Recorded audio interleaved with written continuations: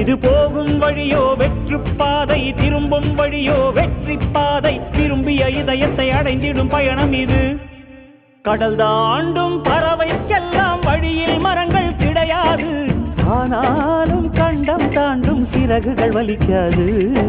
மலையேறும் எறும்பின் கால்கள் வெயிலை மிதித்து உடையாது. மனதோடு காதல் வந்தால் மனிதா தடையேது.